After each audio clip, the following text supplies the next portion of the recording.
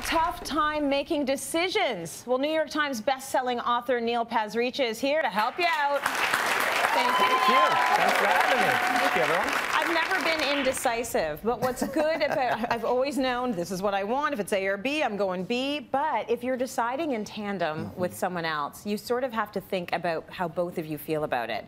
So you've created a scale for that. Yes. So basically, I don't know about you and your spouse, Tracy, but like my spouse and I, we're communicating all day. There's text, there's emails, there's what do you want to do Friday night? Oh, yeah. Hey, have you thought about where we want to go for the summer? And do we still need to buy that car? You're always making decisions together. And if you're in the zone and you're making them on the same page, great. But when you butt heads, and it always happens, what I want to introduce today is something called the duck scale. The duck scale. It's a way to measure how much each person cares about the decision. Okay. Okay, why is it called the duck scale? Picture a little kid really excited, and they're kind of like flapping their wings. Yeah. They're 10 out of 10 on the duck scale. Right. They care that much. 0 to 10 is like, doesn't matter what we eat. I don't care. So like say dinner tonight. Okay, I'll say, oh, I feel like Thai food. My wife will say, I really want spaghetti. Then she says, this is the key question, where is it on your duck scale? And I say, I don't know, 2. I just want a spring roll. She's like, it's 9. I've been dying to try my grandma's old recipe. You know, I think the kids will really like spaghetti. Can we please have spaghetti? I'm like, I didn't know you cared that much. Yeah. So sure. Okay. And the goal is not to simply acquiesce every time.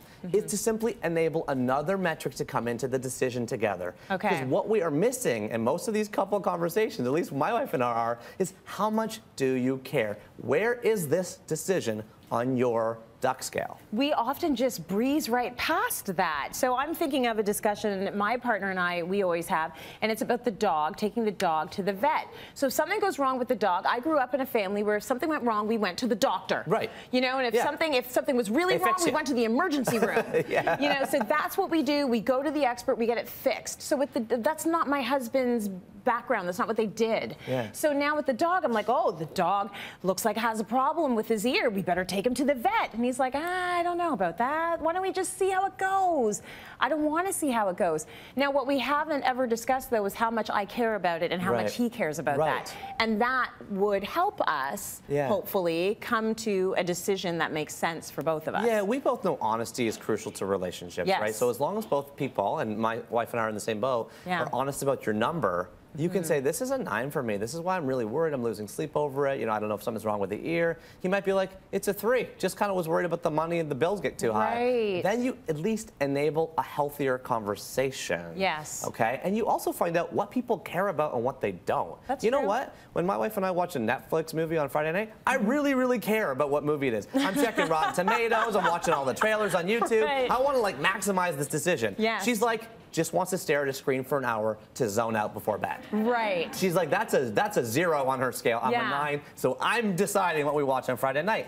That's cool because she might care way more than me on where we go on our summer trip. That's right. You know, it's always a back and forth. It's just an honesty enabler, the duck scale. Add that into your decisions and then make better ones. Without even knowing the duck scale, we definitely used it when we were getting married, my husband and I, because for him, bilingual, he wanted a bilingual ceremony that had to take place in a Roman Catholic church. It was very important to him. 10 out of 10. 10 out of 10, flapping wings. Like, that is important. So for me, you know, religion is important, not necessarily Roman Catholic. I will do it. That is no problem. That's a big deal for you. It's a big deal for your family.